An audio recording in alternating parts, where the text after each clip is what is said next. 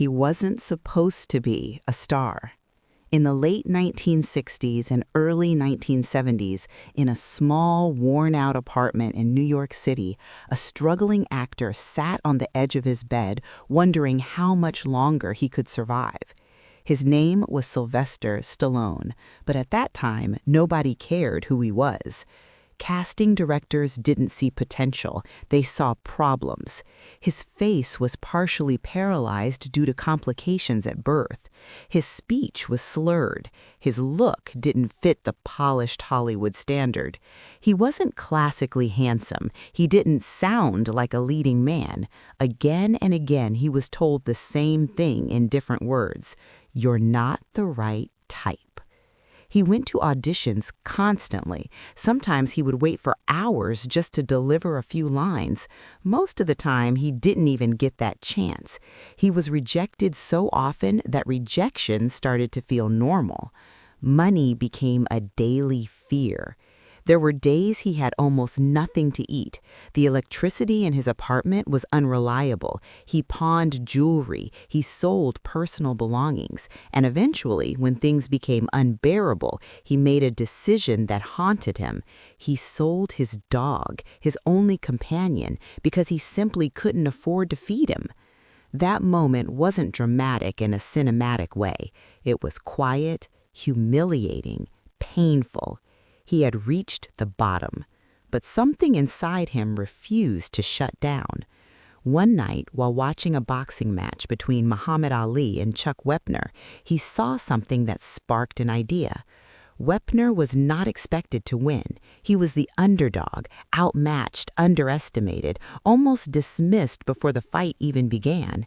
Yet he endured. He kept getting up. And Stallone recognized something deeply personal in that struggle. That same night, he went home and started writing. For nearly 3 days, he barely slept.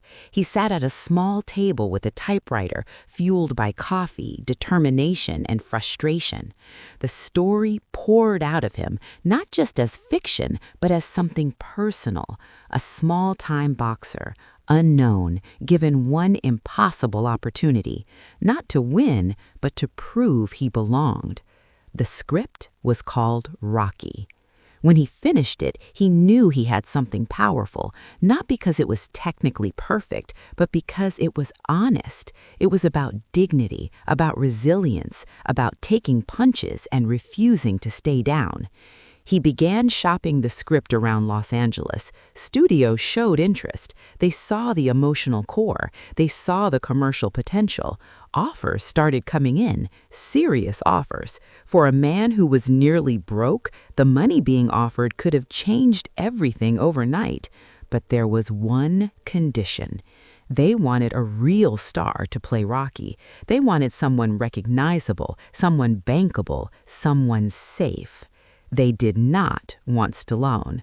For most struggling actors, this would have been the easiest decision of their lives. Sell the script, take the money, finally breathe. But Stallone said no.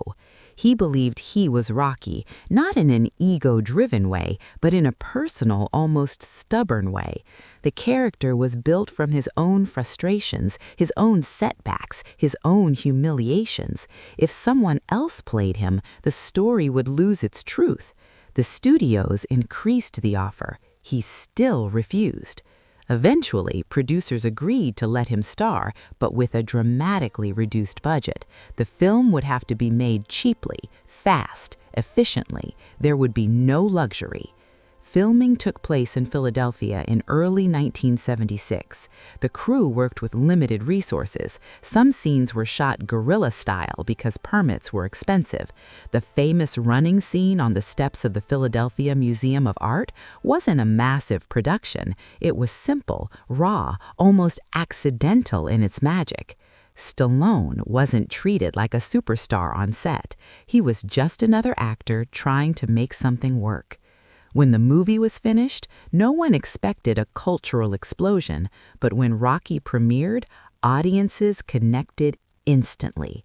They didn't just see a boxing movie, they saw themselves. They saw struggle, they saw doubt, they saw someone who wasn't perfect but refused to quit.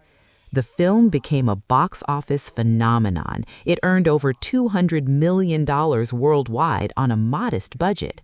Critics praised its sincerity. Viewers returned to theaters multiple times. The underdog story struck a nerve during a time when many Americans felt uncertain about their future. Then came award season.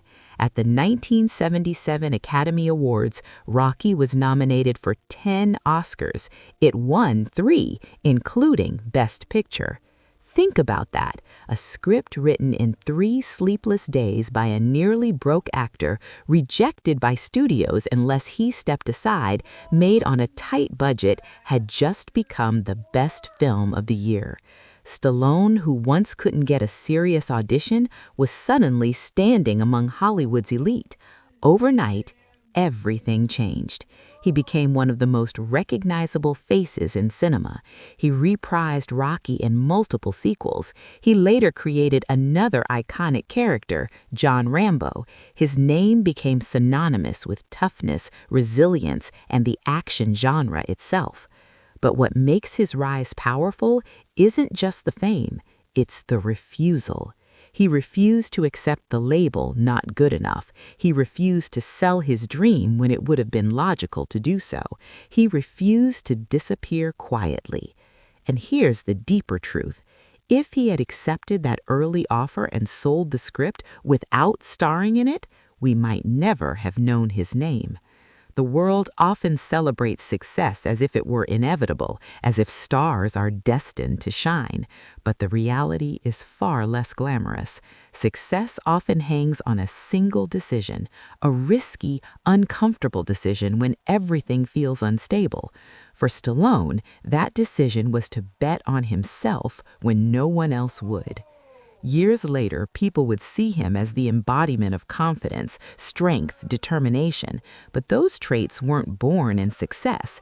They were forged in rejection, poverty, doubt, and embarrassment. The irony is almost poetic. He wrote a character about an underdog boxer who just wanted a chance to go the distance. And in doing so, he went the distance himself. His story isn't just about Hollywood, it's about ownership, about creative control, about knowing the value of your voice when others don't. Because sometimes the difference between being forgotten and becoming legendary is not talent alone, it's persistence combined with courage at the exact moment it matters most. Sylvester Stallone was told he didn't look right. He was told he didn't sound right. He was told he wasn't leading man material. But he understood something simple. You don't need permission to believe in your own story. And when the world finally watched Rocky run up those steps, arms raised in victory, they weren't just cheering for a fictional boxer. They were cheering for a man who had already won his fight long before the camera started rolling.